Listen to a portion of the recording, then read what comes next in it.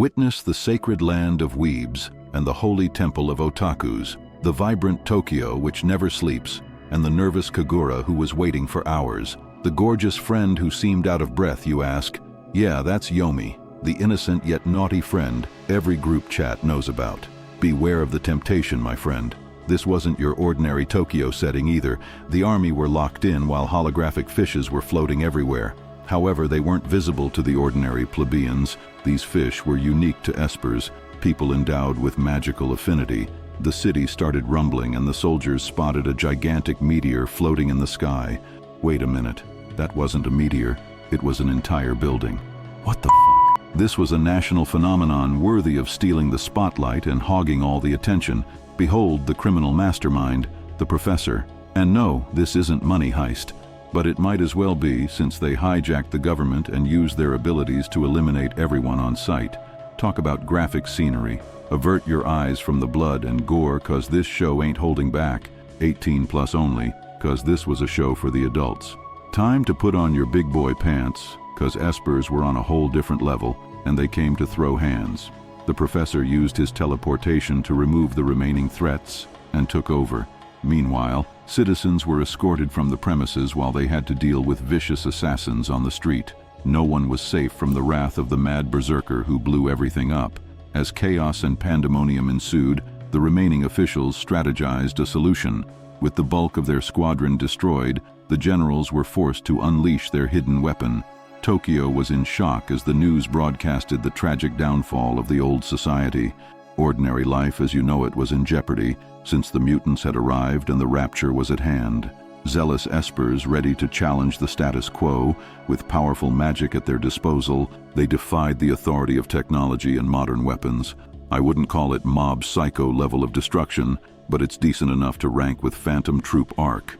City-level destruction, nothing planetary so far. The professor looked on with his menacing grin as the news anchor announced the live broadcast from a helicopter. Her presence was starting to annoy his second-in-command, who teleported away while Spec Ops arrived at the scene. As the general was debriefing them of the situation, the Esper showed up from behind with an Assassin's Creed move, pulling a fast one on them. Now faced with a looming threat, they succumbed to the face of defeat and left the Esper dealing with a heroic bystander. He tried attacking her and even managed to dodge her slash. The dual pistol-wielding Alucard copycat against the fusion of Akami and Nightcrawler. Who do you have winning? The only valid answer is a crazy hot biker girlfriend. Why you say? 'Cause this show is weird as hell, but it's provocative, it keeps the people going. Apparently she was his partner, and these guys were CIA. Spies sent to protect the stability of the country and economy. The biker distracted her long enough for him to blow it up, leaving them thinking they won, until the Esper started walking towards them. However, the professor, looking like an evil holographic image of Muzan, ordered her to return, leaving chills running down their spine. What did we just witness? This show is actually good. I won't lie, it has unique traits to it and seems to have decent animation, story, and plot. The professor sent his lackeys to subdue the remaining forces, while the city lamented the tragic downfall of Tokyo. Citizens clamored next to one another, hoping to be saved by a savior they no longer believe in, a woman Esper who used to be on their side, but is nowhere to be seen when push came to shove. Half believed in her, while the other half dismissed her existence. The messianic faith of a righteous warrior, is that what they were hinting at? Where was this mysterious woman, and what were these people going to do? As one of the girls grabbed a broken shell of their exterior armor, she claimed she could use her Esper abilities to scan and analyze its data, like Professor Xavier, of course, mutants of the same feather flock in the same field. After witnessing all the events, the girls panicked, and one of them was about to get isekai'd by a malicious truck that appeared out of nowhere. Since when was Truck Kun a conscious monster? This was a whole other level of gag cringe, but I like it. Since a hottie came out and triggered an explosive, she is a feisty one, isn't she? The girls tried fighting back but were unable to get past her shield, more like a barrier if anything. But hey, at least she was sexy, just my type, mature, evil, and ready to watch the world burn. Is there anything hotter than beautiful desperation? I digress, however. The mystery messiah came by, another hottie who should be nominated as Saitama's next spouse, 'cause that punch was wild. Even Garp would have been proud. The Espers saved the city, but the people were still in disbelief, since mutants were an anomaly, ones who have the capacity to destroy the world. Elsewhere, the cavalry were engaged in battle, tearing the place down. The professor hailed the arrival of the hero, a girl by the name Urushiba. The rest of the mutants tried ambushing her. Even Magneto sent metal projectiles until he turned into Eustace D. Kid from One Piece and tried throwing hands. However, Urushiba had the athleticism of a cheetah and the nimbleness of an eagle. Her calm yet terrifying demeanor combined with her deadly technique made her the envy of the Mutant Federation. They kept on lashing out on her, even sending the female Green Bull against her. However, our girl suddenly transported to another world. She was totally naked and smoking hot, so much so, the landlord couldn't handle his excitement until she ran out looking for help. Her hair was all white, and as she picked the phone up to call, it started slipping from her hands. Even the floors were sinking in, implying the ability to phase through objects. Luckily, a guy by the name Azuma came to help, asking her to imagine a solid object and a dense mass. They seemed to have met the previous day, but our girl was struck with a daily dose of amnesia. In a flashback, our girl was speeding through the city in her bike, since it was getting late for her class. She saw a flying penguin and immediately thought of pawning it or selling it for scarps. Kids nowadays, they can't even treasure rare specimens. As she chased it down in hopes of securing the bag, she met the school of fishes, and that's when she laid her eyes on Azuma before she was attacked by a fish and gained her magical Esper powers. Elsewhere, her father, Rindo, got up from his nap and claimed he was seeing hallucinations in the form of flying fishes. That's when he heard a voicemail from his daughter and ran out in a hurry. Metals and cars started following as Rinka Urushiba, the newly evolved sorcerers, was scolding Azuma for simply existing. She picked up the phone, but was interrupted by an avalanche of magnetic forces colliding against one another. It was her father, another Magneto with the power of magnetic attraction. The news broadcast considered it a technological anomaly, but we all know Espers were responsible, and Azuma suggested knocking him out cold before he destroyed the city. The bridge was about to collapse until Rinka decided to save her father from his curse.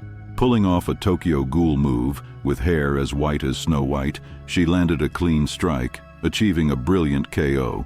Azuma came through and teleported them out of there, cause that was his secret Esper ability. Quite neat, wouldn't you say? Back at home, Rindo was getting fed up and was about to lose it until his daughter decided to tie him up and leave for work. What kind of bizarre punishment is this? Can't you teach him to control his powers? Then again, she was new to this Esper business, and somewhere along the road, she saw two detectives looking for an albino chick. After quickly rushing into the cafe, Azuma was just chilling, ready to shoot his shot and warp into her panties. The detectives came by looking for clues and showed the cashier a picture of a man in a crow mask who has been going around town stealing expensive artifacts and jewelry. No matter how hard they tried, the suspect kept on evading their attempt to capture him for a while now, and this was starting to become a stain on the police department, who were labeled incompetent and useless for not being able to catch him. Rinka assumed it was Azuma, since his teleportation ability was perfect for bank heists. She couldn't find him anywhere and decided to infiltrate the gallery alone in hopes of catching him in the act. Aside from his teleportation ability, her phasing through objects was second best, and that's when she caught him red-handed, or at least presumed she did, until he convinced her someone else was here before them, the real culprit the cops were looking for. From a distance, the glass was broken, and the crown jewel was carried out by an invisible hottie. The cutie was his arch nemesis, and told him to F off before chasing him down and landing a mean right. Not only was she an Esper, but a former professional boxer. This woman knew how to throw hands and started destroying the rare artifacts for fun. Rinka couldn't stand and watch her disrespect. Alongside Azuma, they caught her and teleported into the air, knocking her down to the cop car. The crowhead to the rescue, ladies and gentlemen. This was just the beginning of the bloody crusade. The following day, the detectives made it to the hospital where they debated over how they should arrest her, since they had no evidence besides the crow's testimony, which was invalid in court. As soon as she woke up, she knocked them to next week and met up a couple of mobsters willing to recruit her. Meanwhile, Rinka was enjoying her breakfast in peace with a father who wasn't willing to unveil the truth, since they would automatically be labeled as monsters. Back in class, Azuma came to ask her out on a date and started lecturing her about being righteous heroes of justice or brave vigilantes. He was set on saving the world and wanted her to tag along, but she wasn't having it and stormed off upset. What's gotten her panties in a twist? Azuma stood there questioning why the fishes chose her instead of another person and decided to go after them. They got on a yacht while a penguin and a cutie by the name Murasaki were in the air when some hunters caught them and tried taking her back to their base of operation. As they struggled in the car, the duo teleported on top and Rinka ended up saving her from a nasty fall, which was averted using Azuma's teleportation. However, he started to drown and had to be saved by the albino Bambino. They started talking to the little cutie who confessed her closeness with the penguin. Rinka felt sorry for her and offered her a place to stay as roommates, provided she supports her cause, that is. Even so, she was worried her dad wouldn't accept, and Azuma told her to think things through before making a rash decision. This guy doesn't even need a car or a bus. How cool is that? The following day, Rindo was upset after hearing his daughter was now seen as a vigilante who ran around town as the albino superhero. Despite the great work she was doing, he was pissed, and Azuma kept teasing her about it. They were walking with Murasaki in the neighborhood, and it didn't realize she was loaded, or at least her family was. Her father Edoyama must have been a big shot. They felt out of their place in this humongous mansion, while Edo was dealing with some rich pricks who wanted to take over his business. They had the invisible Esper with them, who ran into Rinka and caused a huge fuss. Soon after, assassins dropped in and the invisible Esper, Kabushi, took the opportunity to slug the helpless damsel, Floyd Mayweather who. While Edo was preoccupied, the assassin teleported them away and knocked out Azuma. Poor Rinka was getting her ass handed to her and was getting thrown around while Edo tried shooting the mob boss who had similar abilities with Rinka, phasing through objects and bullets. Do all the Espers have the same 2 or 3 powers? It's either phasing through objects, magnetism, or teleportation. Kabushi took down Rinka to her apartment and burned it to a crisp. I sure hope her father wasn't inside. What a cruel fate for messing with the wrong people. Fortunately, her father popped outside and Azuma came along to offer his support. Even so, Rindo was about to rip him limb from limb for dragging his daughter into this ugly mess. They might have been squabbling, but the mob bosses were still active, and Azuma went ahead to get her back. Meanwhile, the innocent Four Eyes, Murasaki, was held hostage by the corpulent mob boss, pretending to be Don Corleone or something. Without further ado, Azuma eliminated the majority of the bodyguards and shot the fire user in the leg. He blew the place up and tried escaping, but was no match for Azuma's athleticism and Rindo's macho wrestling. As he was being manhandled, Azuma informed Rinka of the situation and asked her for assistance in rescuing the poor damsel. One of the assassins kept on summoning the Esper fishes left and right and imbued Murasaki with magical abilities. Rindo started giving off Wolverine vibes and got into a fight with his daughter, who knocked him out like she was in a Muay Thai dojo.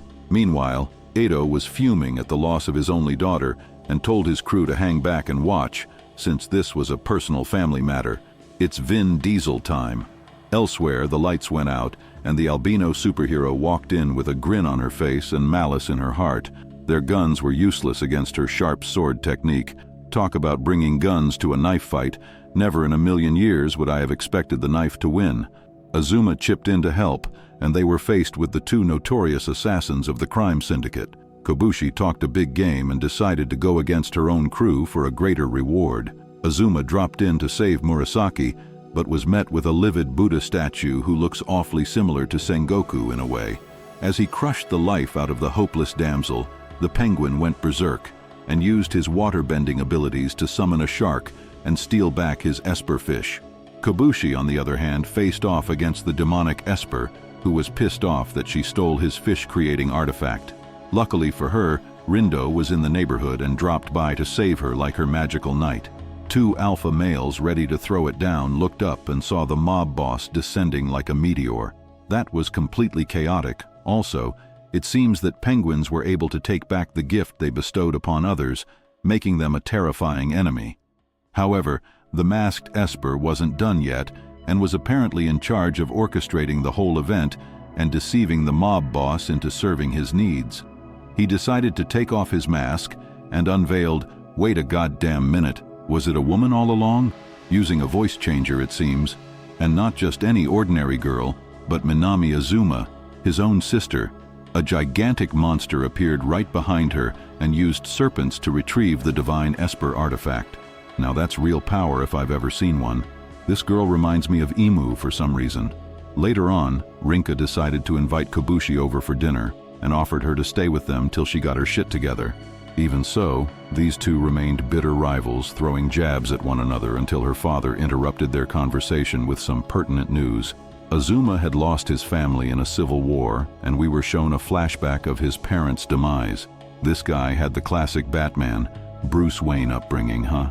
Elsewhere, Rinka was discussing matters with the red-haired cutie who did some digging and found out Minami Azuma and Kyotaro Azuma were family, but not by blood, since she adopted him and gave him a new chapter. This was a hard pill to swallow for our feline, who had a crush on Azuma.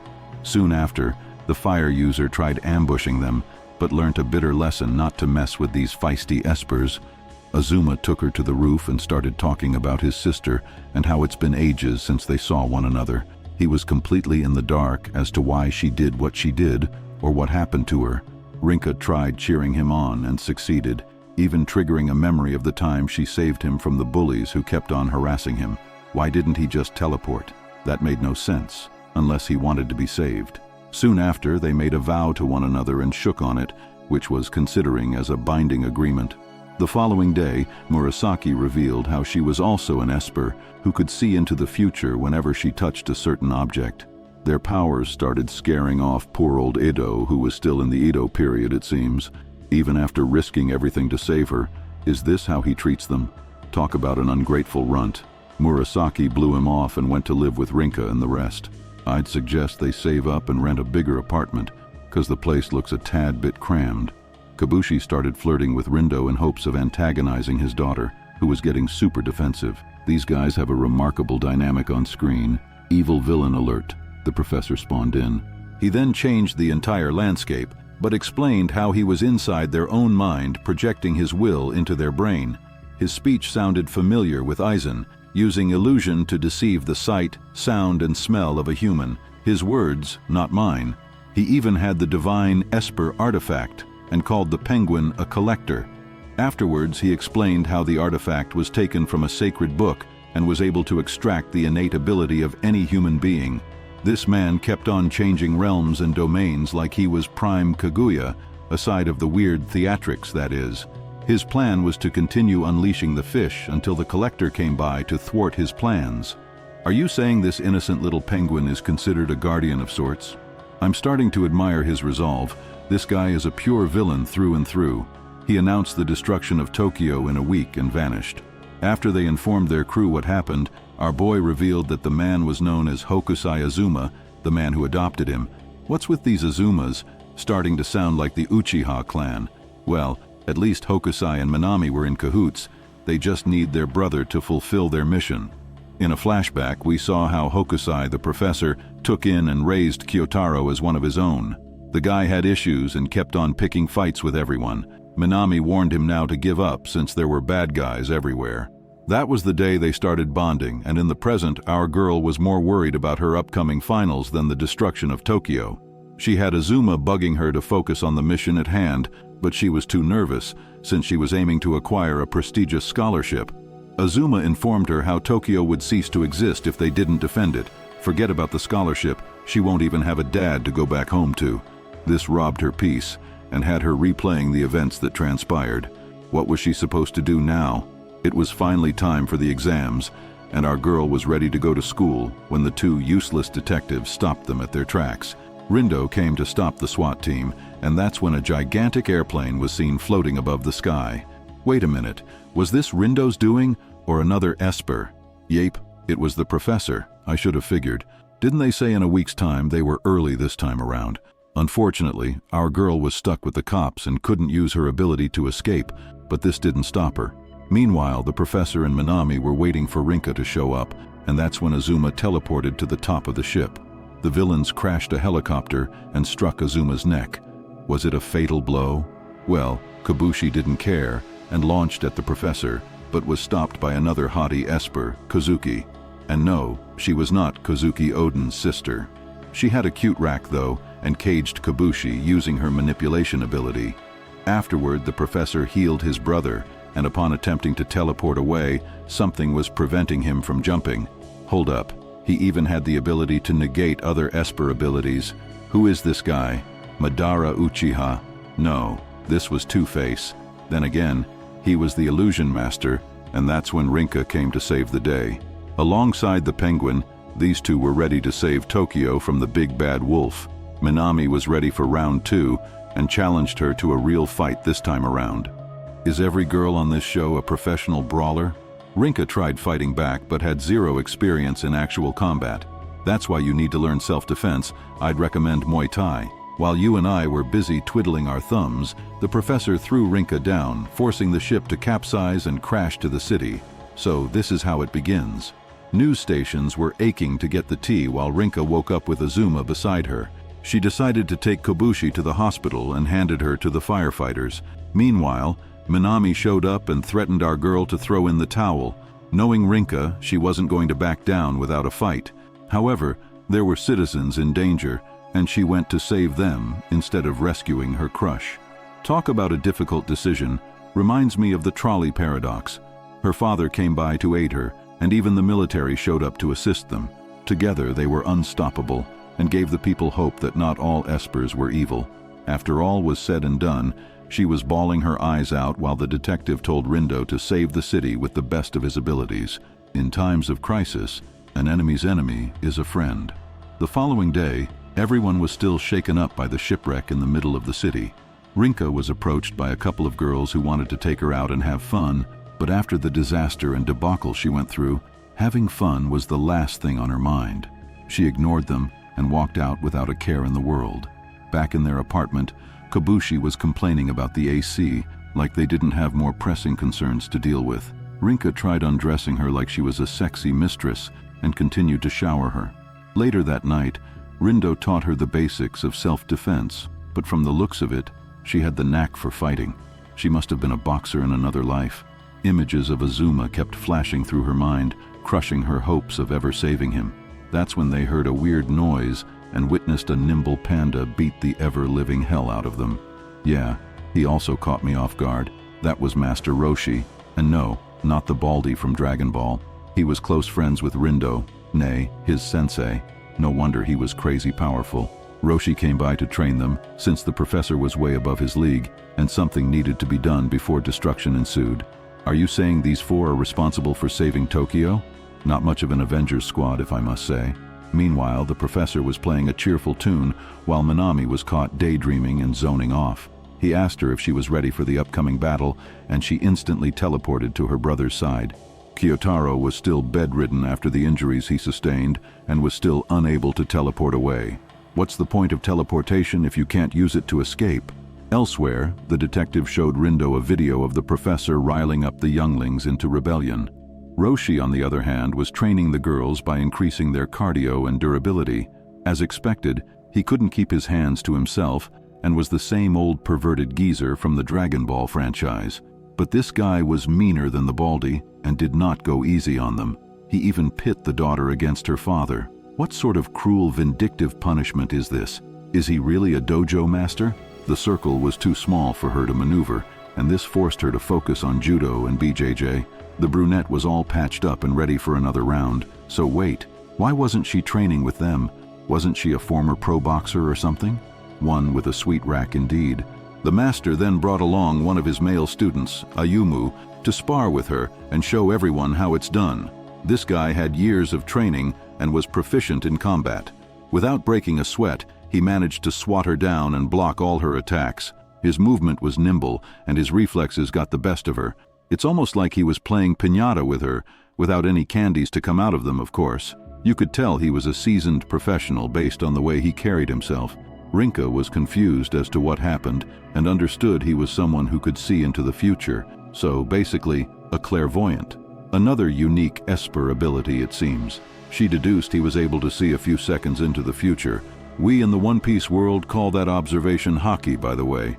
Later that night, she worked a good sweat to get her engines pumping and met up with Master Roshi, who gave her time to train and develop her muscles. This girl was giving me Rocky Balboa vibes with all this running and sparring. Would you look at that? She managed to defeat her father. I bet he was going easy on her. Meanwhile, the penguin was giving them a hard time and helped Murasaki obtain the tools to help her fight. Elsewhere, Ayumu was being grilled by his mother to obtain a good grade in order to attend a prestigious university. Turns out, his mother was running to be mayor and hated the existence of Espers. Our boy went back to Rinka, who waited for him to strike. Now that she knows his power, this proved a challenge for him and couldn't land a strike no matter how hard he tried. This was a completely different monster altogether. Goes to show the power of judo and technique. Master Roshi was proud of her and the incredible progress she made. He complimented everyone who trained her and told Ayumu to go another round with Murasaki. She brought out nunchucks and tried acting like prime Bruce Lee. Wait a minute, what just happened there? In the meantime, Azuma was growing desperate since he wasn't able to escape their tight grip and couldn't even look his sister in the eye. Their actions were tantamount to terrorism, and he tried begging her to stop. Unfortunately, she wasn't willing to listen and had him zoning off to distant memories of them in fond times. Times do change rapidly, huh? Look at her now, a completely different monster.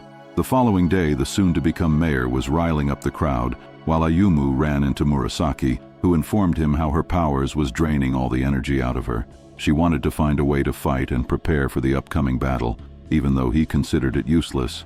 Just then, an electric Esper destroyed everything within the vicinity, injuring hundreds and aiming to eliminate his mother. Ayumu looked on helplessly as his Murasaki tried fighting back. She wasn't the least bit afraid of him and was about to get zapped until Ayumu saw the future and groveled in front of the Esper. However, he turned his attention to the mayor, and Ayumu was confused as to what he should do. He tried convincing him he was another Esper and used the distraction to unleash the water and strike him down using Murasaki's assistance. Did they really knock him down? Talk about some ballsy guts. Unfortunately, his mother found out the truth. She took him back home and addressed her concerns. However, this selfish twat was more worried about her election than their own lives. She was worried they would mock her for having an Esper son. Meanwhile, Rinka and Rindo were knee-deep in battle, while Murasaki and Roshi were listening to the news, hearing all the nasty rumors they were spreading about Espers. It's the same story with X-Men and mutants, it seems. Rinka tried going for a jog to clear her mind, but was surrounded with haters all around, people protesting the existence of Espers, trying to recruit her to their cause. This bothered our girl, who kept on reminiscing about Kyotaro, her lovely boyfriend. She's never felt so weak and confused, and that's when she decided to head inside the amusement park, the place he promised to take her back on the rooftop. She went in, but the vibes weren't the same, since she had no one to enjoy this beautiful view with. Life seemed meaningless without him, and everything turned bleak. As she was stuck daydreaming, another Esper with similar powers came by and threw a grenade at her. The albino transformed and picked a fight with her on the roof, showing her what an actual combat looks like. They locked her up and the penguin stole the Esper ability she had. She confessed how the professor inducted her to his club by challenging the Espers to kill as many people as they could. Meanwhile, the cops were questioning a random bystander for seeming suspicious. She was a total cutie and ignored their incessant squabbles. All of a sudden, a fish bestowed her with Esper abilities, and the scene shifted to another Esper who was locked up in the basement. She went by the name Lin and was a total hottie. Luckily for her, Minami rescued her and seemed to be recruiting people all over. The professor, on the other hand, was studying the news, waiting for his opportunity to strike. He wanted to take out Rinka before she became a beacon of hope and gave the kill command. Elsewhere, the blonde Kozuki and the hottie Lin were hitting it off with the new member Amy, ignoring them. This girl has a serious problem. All of a sudden, Minami came by and told them to prepare before teleporting to her brother's chamber. He managed to teleport away using her as a decoy, but all to no avail, since she was extremely powerful. She took him back to the room and tried convincing him of her mission, sounding like a broken record at this point. A human parrot regurgitating the same ideals instilled by the professor. Meanwhile, Kobushi was training to fix her arm, while Murasaki became her next victim. Ayumu, however, was shocked to witness a messenger penguin. It was glasses and cookies, made by her new girlfriend, Murasaki. Everyone was falling in love, it seems. The following day, Rinka headed to school feeling optimistic. Her training was going well, and everything seemed to be falling in place. The only thing left was Kyotaro Azuma, and there he was, standing in the middle of the street. Was he the real deal or an illusion from the professor? Why did they let him go? Were they that confident of their plan? Bunch of reckless hot babes went to his school, and this caused Minami to relive a memory she almost forgot. Of the time the professor came back to her and announced the death of her mother. She tried running away, saddened by the loss of her loved one. There's nothing as painful as losing a parent in this world. Back in the present, all the Espers gathered around the school in hopes of gaining the professor's recognition and admiration. Minami kept on seeing hidden memories, and this time around, it was a time bullies surrounded her on the roof. 3 against 1, that's hardly fair. Luckily, one of the fishes bestowed her with the ability of teleportation, which actually saved her life. Soon after, they started blowing up the school, and the fire user launched the first attack while the rest attacked from inside. They were aiming to disrupt the peace of the school and targeted the innocent children. Rinka didn't know what to do, however. After witnessing Lin's cruelty, she decided to attack, revealing herself in front of everyone. Lin was a skilled martial artist, and Kazuki came by to aid her. This show surely loves ganging up on people. Do they not know the meaning of an honorable fight?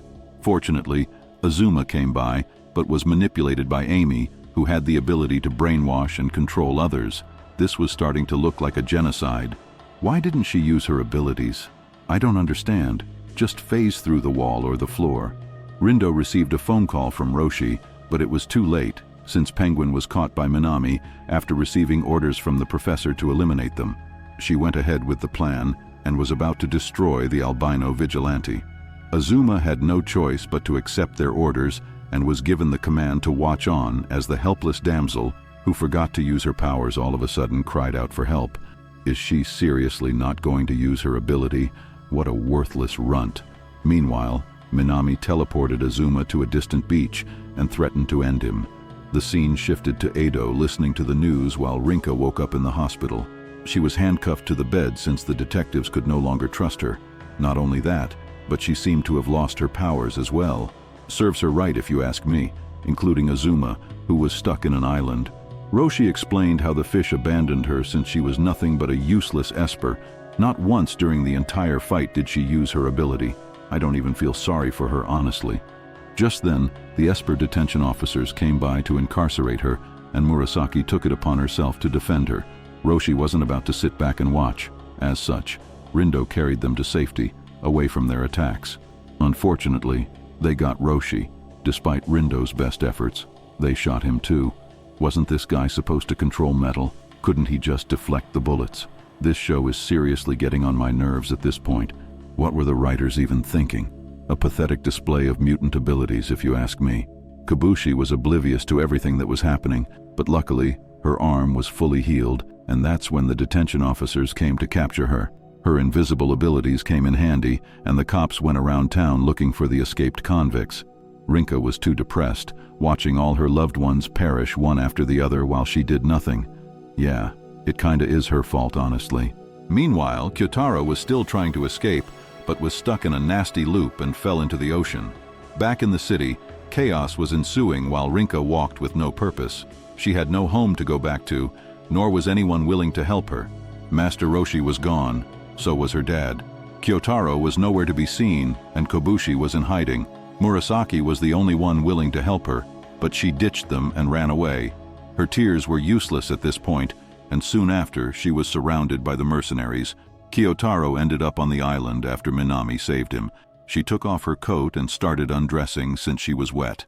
Meanwhile, Rinka was going through inspection and headed into the secure facility. She met up with Master Roshi, who gave her a mean attitude. Her dad was in critical condition, and the most powerful Espers were locked elsewhere, it seems. The professor kept the penguin hostage and asked Kazuki to be wary of his power. Elsewhere, Kyotaro was reliving his past life. His parents were the jovial type until they passed away, leaving him in a state of disarray. We were then shown how the Ark of the Covenant was found and unleashed tons of fishes after it broke. Turns out, the professor was close friends with Kyotaro's parents when they realized they unlocked new powers. Everyone had unique gifts of their own and discussed to escape while they could, since the general had nefarious plans. Kyotaro's parents were proud of their son, and that's when they were lured into a room and shot down. The professor was the only one who made it. and listened to the general making a shady deal for the Ark, so that's why he held a grudge against Japan. Makes sense now. He then went back to complain, but no one was willing to listen since they held him for a crook. One fateful day, he found the guy who betrayed them, but he committed seppuku to hide the truth. That night, the professor released the monster and went to the general's office to exact his revenge. Soon after, he saved Kyotaro from the streets, and that's how it all began. This entire incident was one hell of a confusing ride. Didn't realize the professor had a profound yet tragic backstory. Kyotaro was still at the beach, trying to think of the truth Minami told him and how his parents actually passed away. He made up his mind and insisted on saving Rinka. However, our girl was having a hard time dealing with prison politics. She was all alone, and all the people she cared for were nowhere to be seen. It was raining heavily outside when the detention officers breached inside a building. It was the professor's apartment who was waiting for them patiently alongside Minami, who were nothing but illusions, and detonated the place to sky high. Now that's some Aizen-level power right there. The news broadcast kept on slamming the Espers, considering them a national threat. The ones in confinement grew desperate as Rinka was in the shower looking beautiful as always. This show didn't capitalize on its lewd capacity, honestly. Elsewhere, Kyotaro gathered some food and tried heading out to sea with a raft. Just then, he met up with a telepathic crane. The scene quickly shifted to Ayumu, who was told to F off by his own mother. The Tokyo government were arguing against one another as the chairman was being brainwashed. Nay, he was the professor all along. The plot twists in this show are ridiculous, honestly. It was time for the invasion, and the professor waged war against the whole of Japan. So this is how it all went down. Things are now starting to make sense. I'm guessing the first episode was a teaser. We were shown more characters this time around with the mind control chick and another with X-ray vision. Lin breached the facility and tried recruiting them, but Rinka and Roshi were against it. They teamed up and started targeting the officers in the dark to avoid Amy's ability. Quite the shrewd tactic. Lin prepared a shockwave to end things, but was no match against Rinka's new tactic. Where was this girl during the school incident? Elsewhere, the crane suggested taking him to Tokyo in return for a mate. Yape, every creature in the world was super horny. Afterward, Rindo tried stopping Rinka from killing herself, but she went all Naruto and talked no jutsu'd this poor geezer. She promised him to save the world and ran off while the detectives decided to help out and begged Rindo to help. About time they went at it. As the rest of the mutants were thrashing the city, laying waste to everything and everyone, here came the lioness of the hour, Rinka Urushiba, with the athleticism of a cheetah and agility of an eagle. Behold, humanity's saviors who were destined to become legends. Roshi warned them of an electricity user. Fortunately, one of the Espers put up a shield to protect them. He was a former boxer who wanted to get back at the professor and the evil Espers. They managed to infiltrate the city hall and leave the rest to Rinka.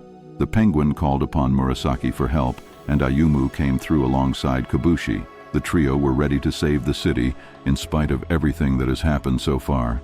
Roshi and Rinka were surely badass, but I doubt if it's enough to stop the professor and his goons. Minami showed up and shit was about to get down. Minami launched the first strike against Rinka and teleported them away, while another Esper, who was responsible for keeping the building in the air, walked towards them. Rinka and Minami went at it on the rooftop, and she continued to spam her teleportation non-stop. Even so, Rinka managed to subdue her temporarily until Minami used her ability to gain an upper hand. Without an Esper ability, Rinka was practically a walking punching bag for Minami, who had enough and decided to end things once and for all. A helicopter came through to rescue her, but wasn't sufficient to handle her ability. Minami was an expert fighter and a powerful Esper. Cries and speeches won't make a dent. Rinka tried defending against her attacks, but was buying some time until she landed a clean strike. What do you know? That actually worked. Meanwhile, the giant was causing a fuss and managed to defeat the cops. However, that's when Murasaki showed up with the cavalry. They tried their best to fight and double-teamed one of the Esper, while Roshi was caught by the giant. Kabushi was too hyped to listen and launched a Saitama serious punch on him. Wait a minute, what was her real power? I thought it was invisibility, or was it invincibility? As the building was falling down, Rindo used all his might to cushion the fall and control it. What a monstrous aura this man possessed. He actually did it. Way to go, champ. Ayumu's mother came crying and apologized for everything, while Rinka was carrying Minami after her defeat. Roshi debriefed her of the situation while the professor used the arc to unleash waves of fish into the sky. What was this guy planning? To make everyone an Esper? Well, this wasn't going to end well. Minami managed to escape and Rinka was at her limits at this point.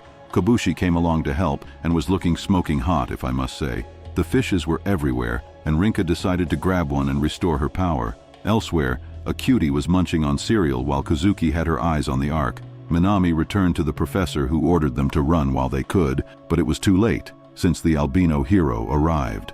Seeing her resolve, the professor released his shadow clone, and before Kobushi could get a jump on him, he froze her as well as Rinka. Wait a minute, how many abilities does this man have?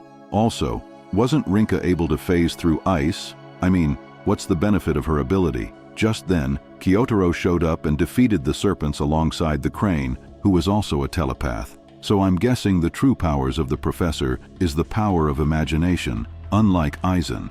He commanded Minami to kill her brother, and she walked towards him with the grief of a broken widow. She was upset that he chose Rinka over her, but this didn't bother him, since he still loved her. These corny speeches are getting out of hand. Seriously. Kazuki grabbed the arc and Minami, using her incredible abilities, and ran away. I also wonder what her true ability was. The professor pulled out a gun and threatened to shoot them, but unfortunately, Kobushi caught him in a blast. Wait a minute, who was that albino girl? What the hell is happening here? Don't tell me it was over. What kind of cliffhanger is this? Come on, we definitely need another season of Tokyo ESP. Well, that's all for this recap. And as always, don't forget to leave a like and subscribe to stay updated.